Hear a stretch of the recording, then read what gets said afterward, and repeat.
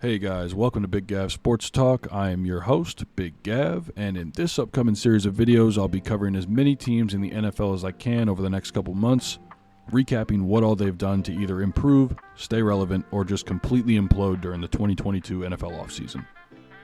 Now, this is going to include everything from acquisitions and departures to trades, the draft, and of course, my own personal analysis as well as expectations. Now, I've been watching football for the latter part of 2 decades, and I just want to be able to share my thoughts on the upcoming season with you and see how those opinions stack up against everyone else out there. If you have any opinions you'd like to discuss, perhaps I missed something in a video or forget to mention a player you're really high on, or maybe you think my takes are just completely trash and you know what, you want to let me know about it. Either way, I'm fine with that. Please let me know in the comments below. And with that said, I don't want to draw this intro out any longer than it has to be, so just know that I'm a huge fan of the NFL and I have been for some time. So with that out of the way, let's jump straight into the action, starting with the AFC South and the Jacksonville Jaguars.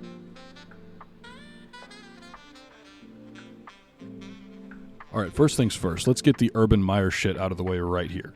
I don't want to cover that in any kind of detail because his face was all over the news. It lasted for months. So I'm sure everyone, including myself, is sick and tired of hearing of Urban Meyer and his ridiculous bullshit, okay? Now, moving away from Urban, it's safe to say that the Jaguars have been through a lot the past few years.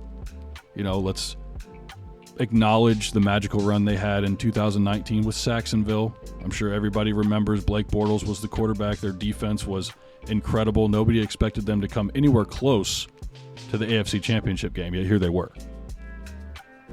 Now, other than that run, it's been strictly painful for the folks down in Duval County. And this has been year after year after year.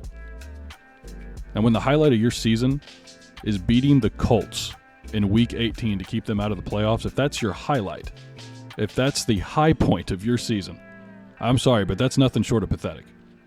And I'm sure the majority of Jags fans know this, and they would agree with me, and they would tell you the same thing. However, there is hope for the future. The season did have some bright spots, okay? On top of that, Shad Khan went into his bag. He dusted off the shoulders of a familiar face, a familiar coach, a man who once wore the teal and black himself in a different city. He made a Super Bowl. He took down the evil empire, Bill Belichick, and the New England Patriots. That's right, ladies and gentlemen. I'm sure you know who I'm talking about. The man, the myth, the legend, Doug Pederson. Now, for the folks that don't know, Doug Pederson spent 4 years as the Philadelphia Eagles head coach. From 2016 to 2020, he won a Super Bowl. Super Bowl MVP, Big Dick Nick Foles, the legend, the Philly special, the rest is history. But he took last year off. He stepped away from the NFL, took a break. But now it seems that the miracle worker is taking his coaching talents down to Northeast Florida, and that's exactly what it's going to take for the Jags to get anywhere close to a winning record next season. Let's be honest. Being the laughingstock of the league for the last 3 or 4 years, it's going to take a miracle, folks. So this should definitely be an interesting year for Jacksonville. They've surely done enough this offseason to warrant some interest from me, but I think that they have warranted interest of fans across the entire league. Of every faction, every team in the NFL should be interested in the Jacksonville Jaguars. And now that Pederson's the head coach down in Duval, I'm telling you, we need to take a look at some of these moves that the Jags were able to make in free agency. Trust me, you will not want to miss these because it seems as if Mr. Khan was handing out checks to everybody, including me. I got a check. I went to go cash it, and it keeps bouncing for some reason. And then, I've sent him an email. I'm waiting for him to get back to me. But anyway, let's get things started with the Jacksonville Jaguars 2022 free agency class. So the Jaguars placed a franchise tag on offensive tackle Cam Robinson. Now, they did this just 1 day into NFL free agency. The contract tallies a total of $16.6 million for the upcoming season. And Robinson was actually drafted by the team 5 years ago in 2017 in the second round. Now, I think he's shown some promise, but I'm not sure if he's been able to establish himself as the guy. Okay, the guy to protect the quarterback's blind side. The man. Okay, he's a 5-year veteran. He's been around. He had a solid season last year, especially for Jacksonville standards. But he still remains one of the worst starting offensive tackles in the entire league for some reason. At least according to Pro Football Focus, in which Cam finished as the 48th best offensive tackle. But that's not to say that Robinson doesn't bring anything to the table, because he certainly does. When you go back and watch film, I think his pass protection is actually solid, if not above average. Now, he only gave up a single sack throughout the course of a season in which Trevor Lawrence, the Jags rookie quarterback, was sacked a total of 32 times. 32 times. Without the 17th game, without the addition of the 17th game last year, that's twice a game. Now, I'm sure Trevor is very excited to have Cam back on the team. But a couple players who may not be as excited as everybody else, including Trevor, to have Robinson back on the squad would be his running backs. And I hate to say it, but James Robinson, Travis Etienne, the guys who I predict to get the majority of the carries next season, obviously, that's subject to change. We're only in May. Okay, this is a very, very way too early prediction, but I would imagine these two guys would get the majority of the carries, right? Travis Etienne obviously coming back from injury. James Robinson coming back from being benched in multiple games for what I believe to be no reason by Urban Meyer, but again, we're not going to get into that. Robinson was still, it does not change the fact that he's still one of the worst when it comes to run blocking last year, especially at the tackle position. Now, that's not to say that the man can't get it done. He's still 6'6". He's 320 pounds. The man can move other men like there's nothing to it, right? It's his job. But his speed and his pop off the ball, I don't believe, are up to par with the league's what you would consider solid edge blockers out there. And I'm not even talking about elite level ones. I mean, not on par with average. He's well below that. But I hope this was the right move to keep the big guy at left tackle.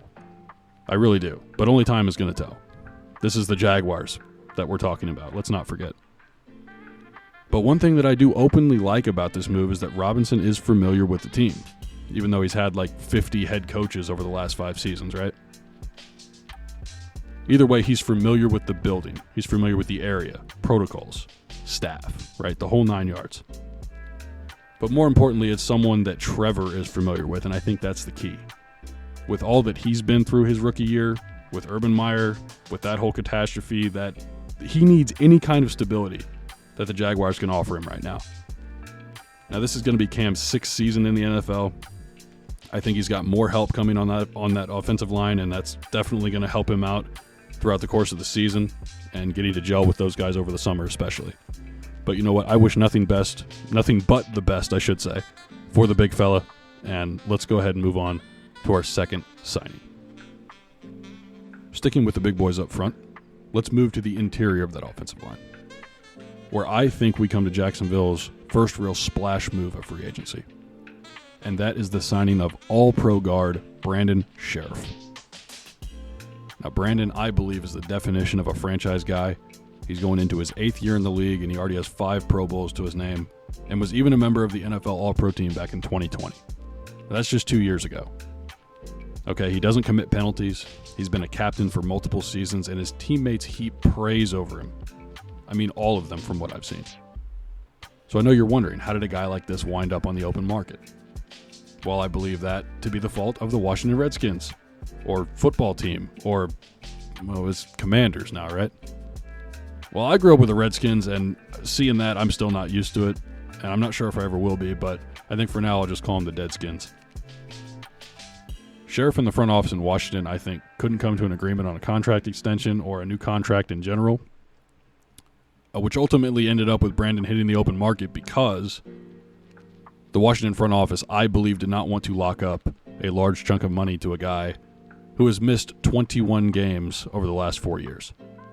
However, in those games and in those seasons, he's been one of the best guards in the entire NFL. Now, I think the Jaguars saw his talent, and they pounced on the opportunity to ink an all-pro lineman. Now, what kind of contract did he sign? Well, it's worth $49.5 million, but $30 million guaranteed.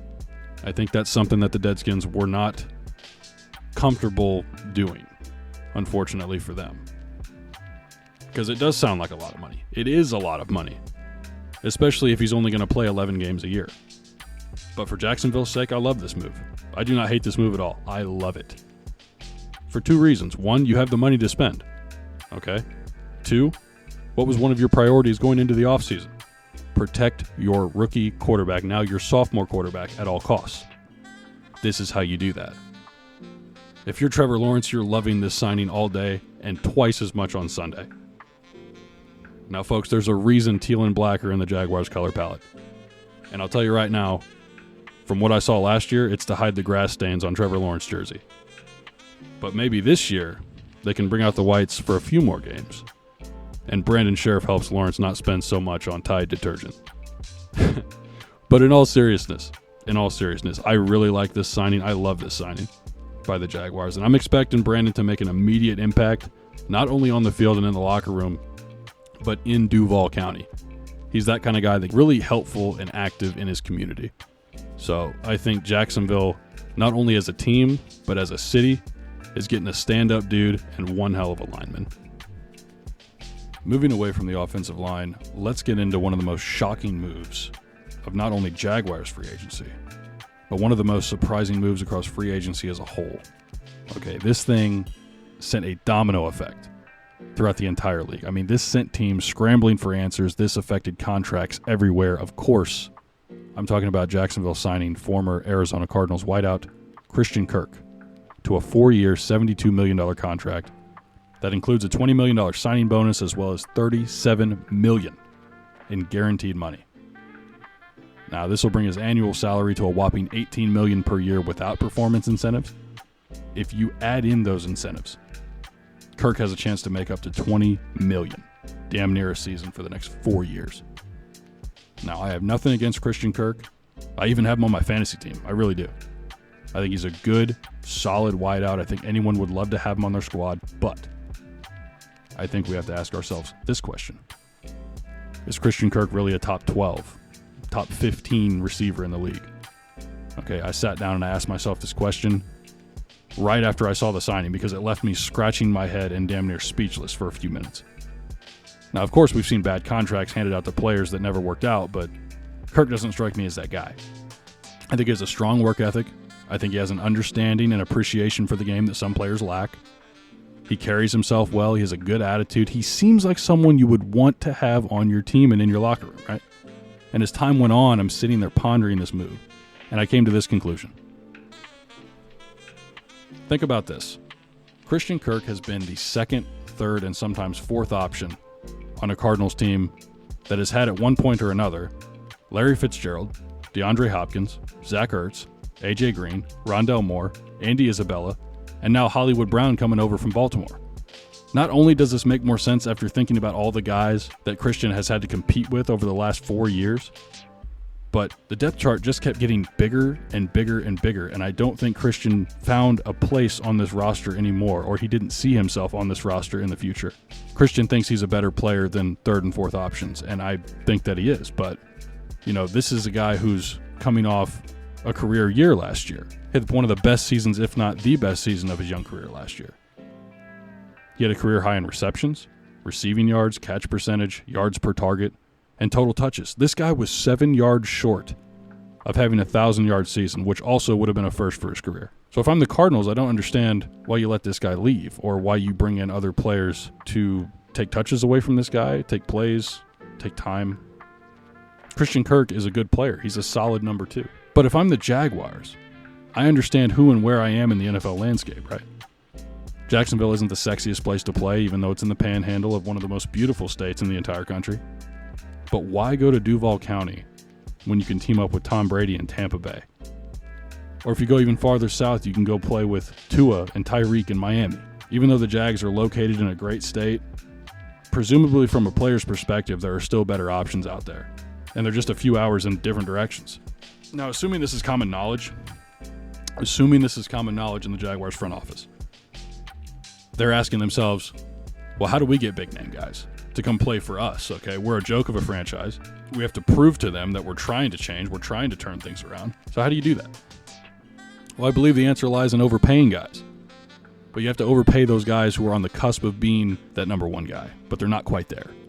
Or in this case, this example, bringing in a solid number 2, like I believe Christian Kirk to be, to try and elevate him into becoming a wideout 1 type of player.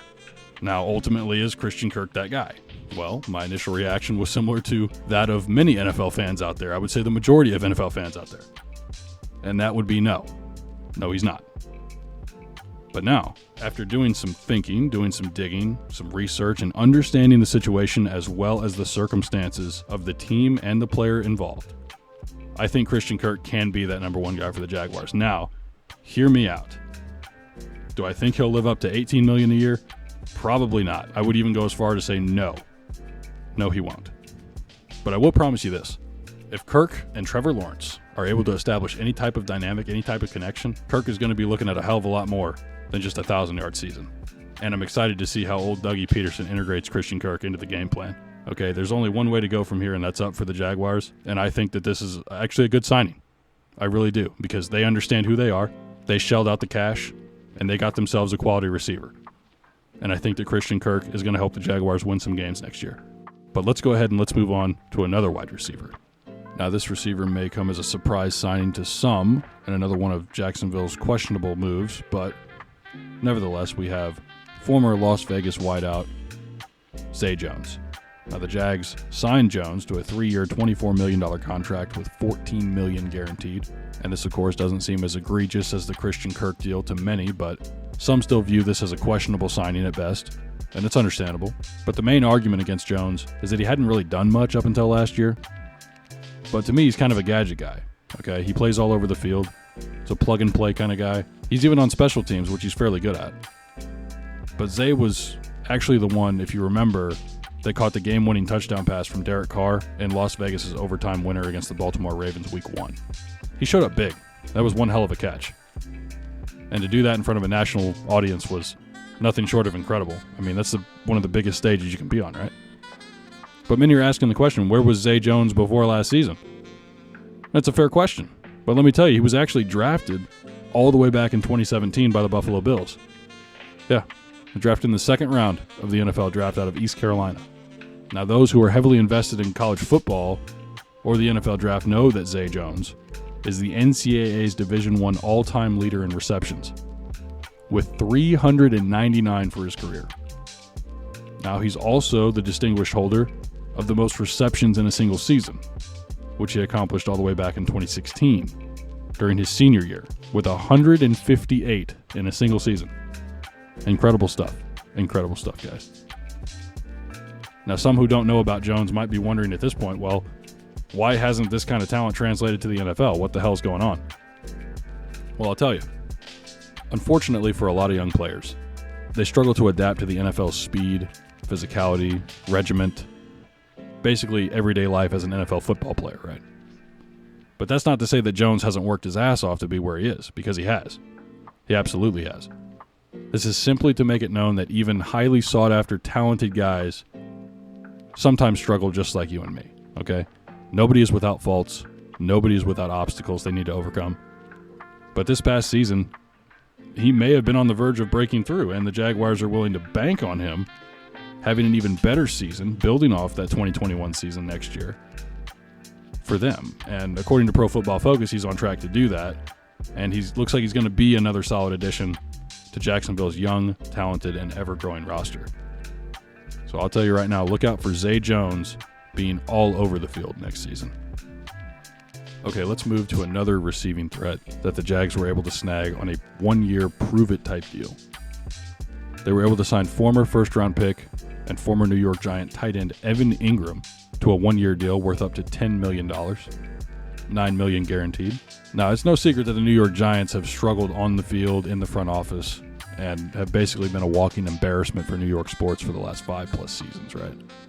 Now, Engram was drafted by the Giants in 2017, which is also the same year that Zay Jones was drafted by Buffalo, just for reference. But the Giants didn't extend him. They didn't extend his rookie contract. They didn't offer him a new contract.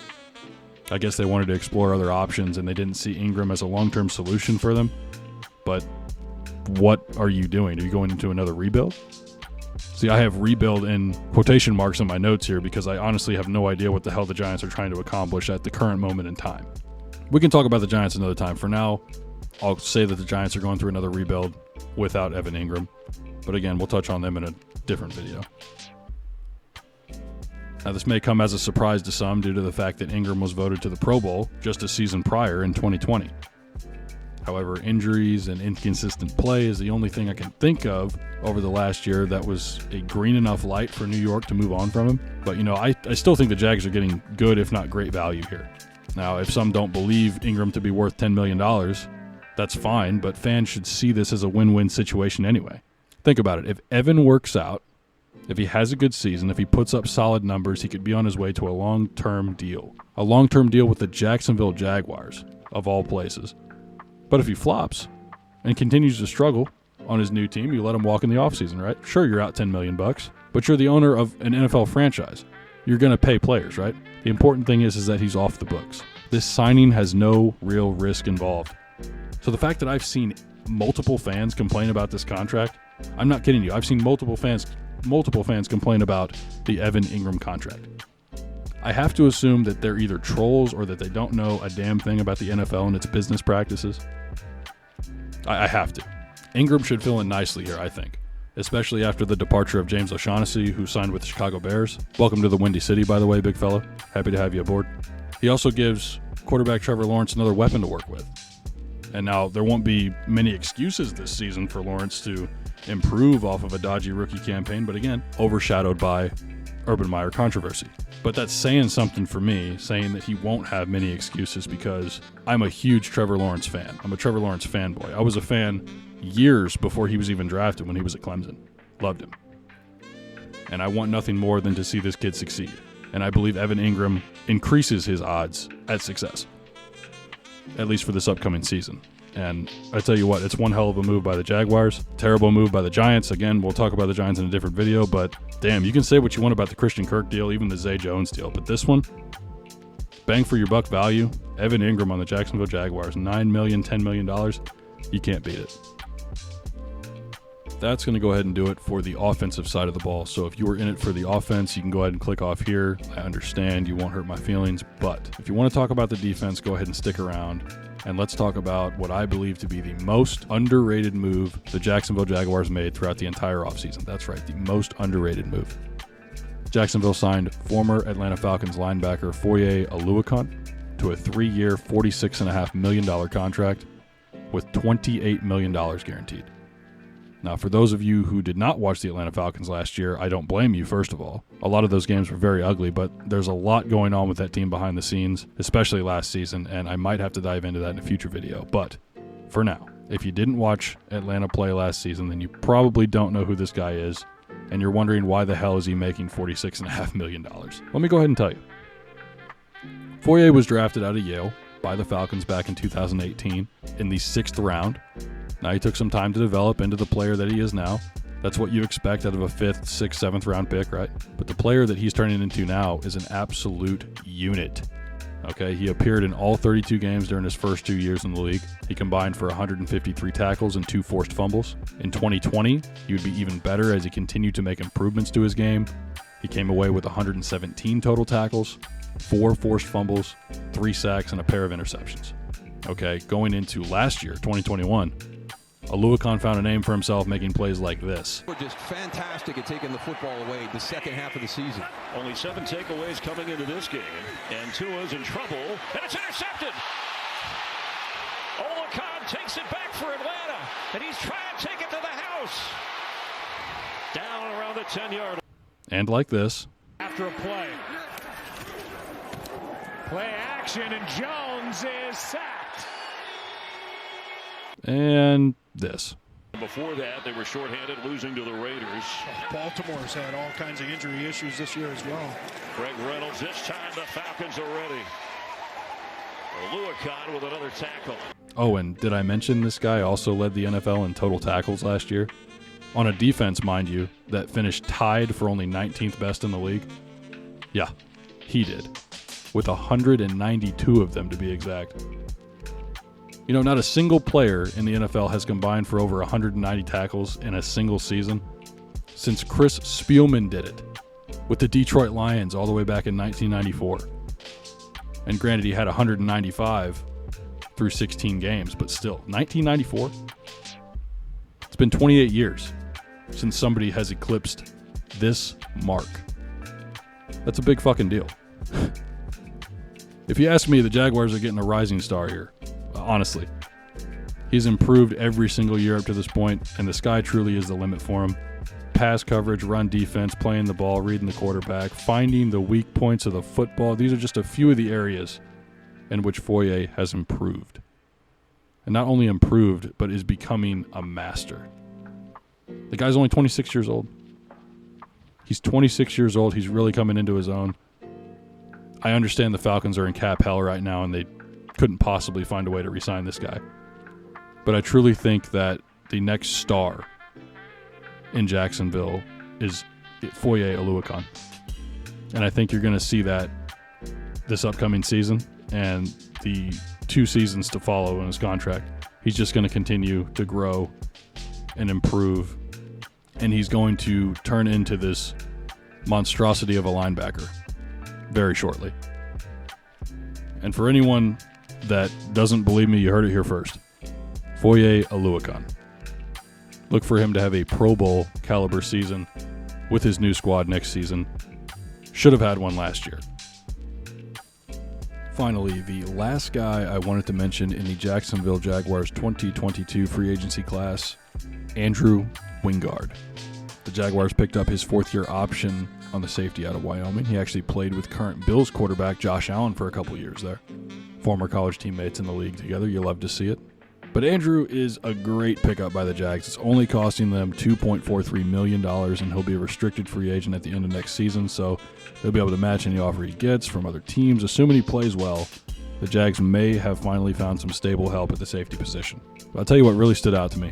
When watching the film and researching this guy, out of 102 eligible safeties in the NFL, right? When dropping back into coverage against the pass, Wingard has a player rating of 75.1. That's good enough for 18th best across the entire league, according to Pro Football Focus. 18th best out of 102, and this guy is sitting in Jacksonville. What's this mean? What does this mean? Give the kid more playing time. For the love of God, give this kid some playing time. Now, obviously, when you watch the film, his run support and awareness and reaction needs some major work, but that's what the offseason is for, right? All I'm saying is don't be surprised if and when this kid enters the preseason as the starter in the secondary for Jacksonville. I'm expecting him to make some major contributions to the Jags. Their defense should improve. I'm really looking forward to watching him. Do not sleep on safety Andrew Wingard. Wrapping up the Jaguars 2022 free agency class, I want to touch on the draft really quick.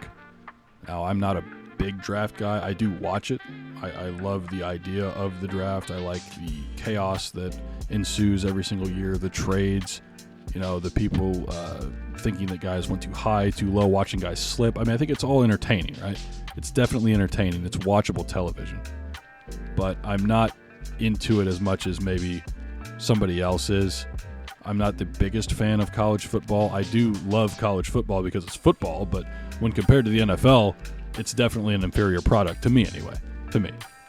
Now, I will watch the Indiana Hoosiers whenever I can when they're on, but if your team isn't playing the Indiana Hoosiers, I probably haven't seen you, unless you're, the big ones like Georgia and Alabama and Clemson and those guys. But yeah, I'm not the biggest college football guy, but I don't seek it out, but if it's on, I'll watch it, right? Now, what I can tell you about the Jaguars' first-round picks, and yes, picks, they had 2 selections in the first round of the 2022 NFL Draft. I really like both of them. With the first overall pick, the Jaguars selected Trayvon Walker, edge or linebacker out of Georgia. He's a national champion. He's an athletic freak. He has a high ceiling. I think he has a lower floor than the other 2 edge rushers taken in the top 5, being Aiden Hutchinson and Thibodeau for the Lions and Giants, respectively. Like I said, the guy's an athletic freak. His motor never stops. He might not be as technically inclined as those other 2 guys, but man, he'll keep coming. And when you go watch the film, you see it. He just doesn't stop. And I think Jacksonville needs a guy like this. I think they need a guy with that kind of motor, especially with the departure of Myles Jack, linebacker, who now plays for the Pittsburgh Steelers. And I think another way that they help solidify or try to rebuild what Myles Jack, or what they lost with Myles Jack, I should say, is they drafted with the 27th overall pick in the first round, Devin Lloyd, a linebacker out of Utah. I know some saw this as a little bit of a reach. And I know that they say draft best player available and not by position or not by need, but the Jaguars needed a linebacker. Emphasis on need.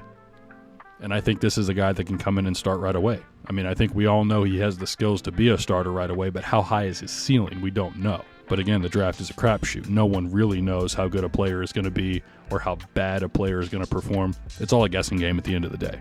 It doesn't matter how many hours or days, weeks, months these experts put into coming up with these boards and evaluations, and no one can predict how a player is going to perform. And that's with any league. I think if anything, if you've seen the movie Moneyball with Brad Pitt, we all know what happened to Billy Beane, right?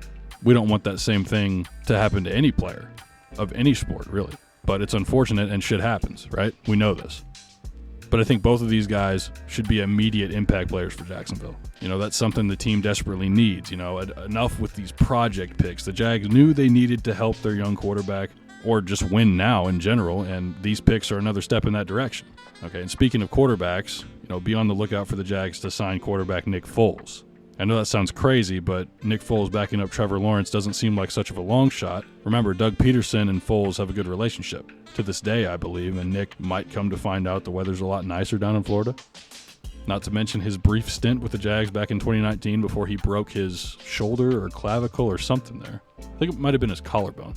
But this could be a righting of the ship for what happened that season type of thing. Just something interesting that I wanted to point out. So the Jaguars went 3-14 last season. My prediction for this upcoming season and my expectation is that they will go 7-10. Yes, you heard me. The Jaguars will win 7 games next year. Sounds nuts. Hear me out. Overall, I like the no-nonsense attitude and approach the Jaguars had in free agency. They had an idea for once on what direction they wanted the team to go in, and they stuck to their guns. They stuck going in that direction. Now, did they overpay for some guys? Yes. Did they hand out money to guys who haven't proved that they can be that guy consistently? Yes. Now, do I think that the roster has enough talent to warrant more than double their win total last year? You bet your ass I do. I think Trevor Lawrence is going to have a mulligan of sorts in his sophomore season, if you will. He has the weapons now. He has a revamped offensive line, and he has a coach who's fully behind him, backed and invested in this team. Okay, he's not out getting booty grinds from Cleveland's finest after the game. This is not Urban Meyer's Doug Pederson. The Jaguars also kept the linebacking core solid with these additions through the draft, through free agency. It was a huge question mark after Myles Jack left town. Okay, huge. And not only did you go draft Devin Lloyd and you get yourself an edge rusher in Trayvon Walker, you still have Foye Oluokun. I mean, think about what the Jags are putting together here. The Jaguars are actually making moves that make sense, right?